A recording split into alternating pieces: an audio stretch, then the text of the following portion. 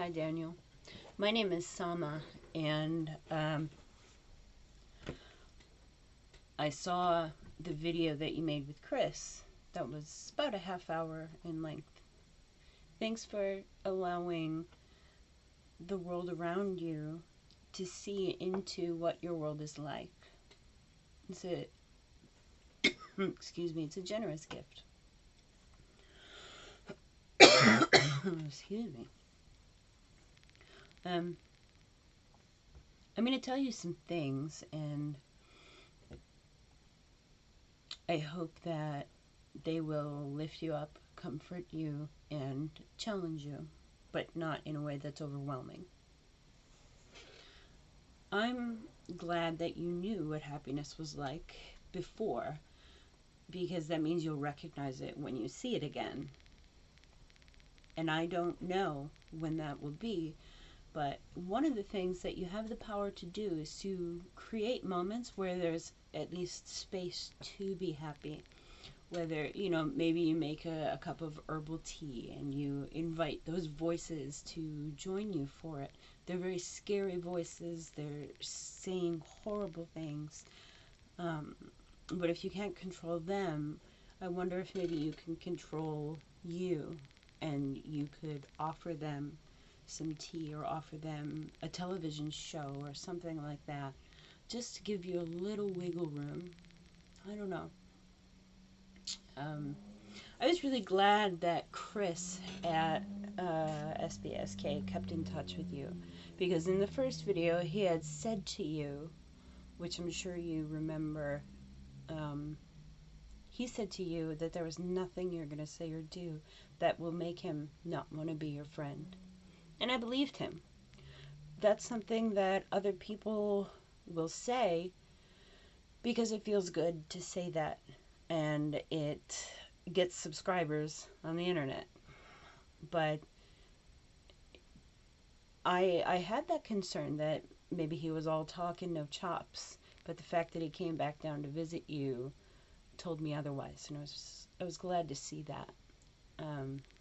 So yeah, that was a nice thing. Maybe it doesn't feel happy, but feeling and thinking and being aware. I know you're aware that there are people who care about you, and that's a good start. Yeah. I want you to believe that there are good people in the world. I want you to believe that there are people who are going to be interested in how you feel and what you have to say. That there are people who were here, we're encouraging you, we're thinking about you, we're wondering when we can't sleep if you're doing all right, if you're not sleeping as well. There's going to be, there's going to be people who are jerks. You're ex-military, right? So you know this already. But there are going to be people who won't want to help you, and there's going to be people who say things that it's real easy to fixate on, because whatever they said to you is caustic, and it's tiring to resist that, especially 24/7. It is innate in people, in any animal really, to isolate when it's not well. People isolate to feel safer. They isolate to feel like less of a burden. They isolate to reduce their confusion and the demands of participation in society. That's a thing.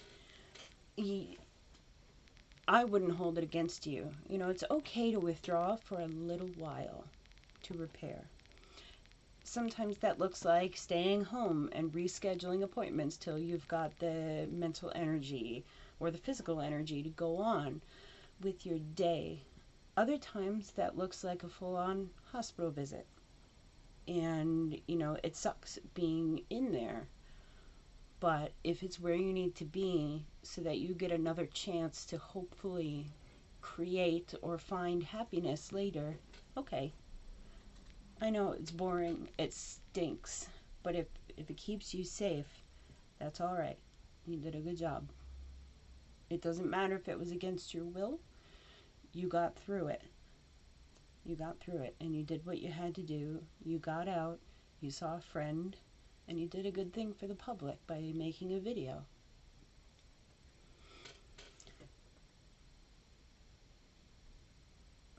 Chris said in the follow-up video, nobody has the ability to take my joy.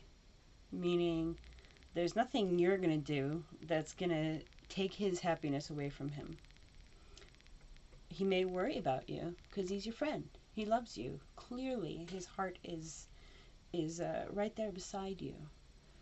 And so, yeah, he's going to worry, but he's not going to take out his worry on himself because he's a stable human being. He's done the work that you're doing to take responsibility for his own mental health and to make sure that his opinions, feelings, and biases aren't spilling over onto other people.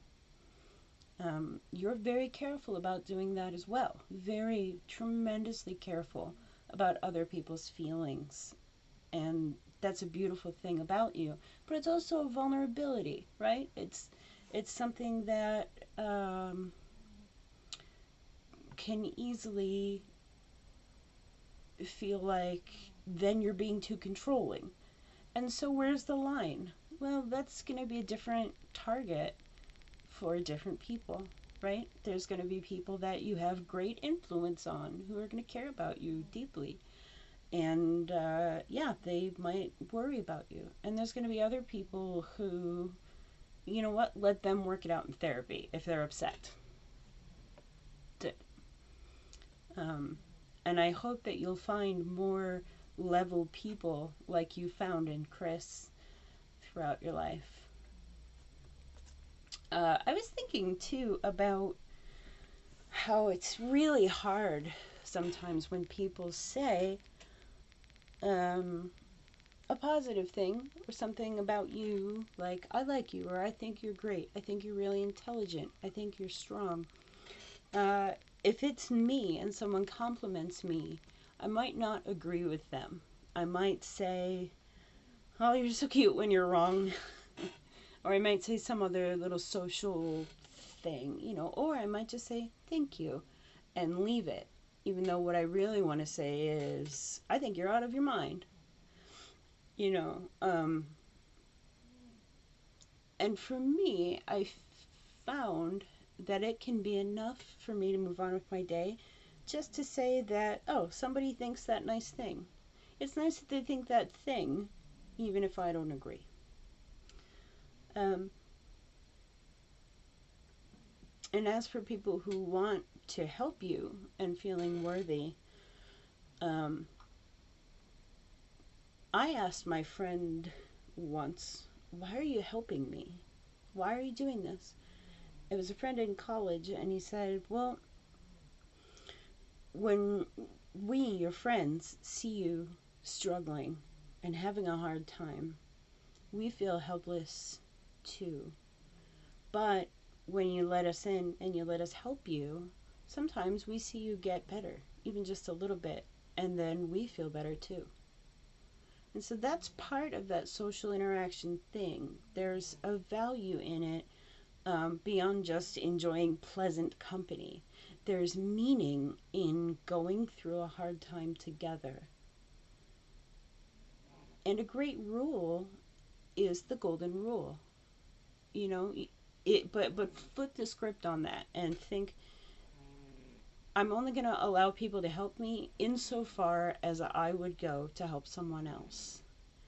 And then that sort of helps you decide, you know what, I would do this thing for anybody else. So let's me be on the vulnerable side this time so that I'll be around later to help the vulnerable friend in the future.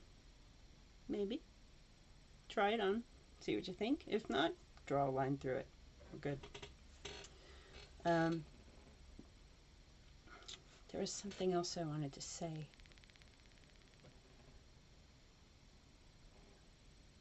So much.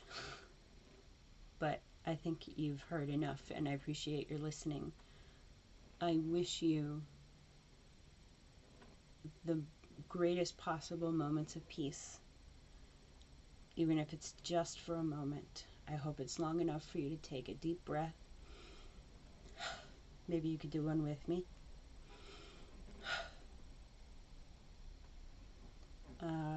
And know that you matter.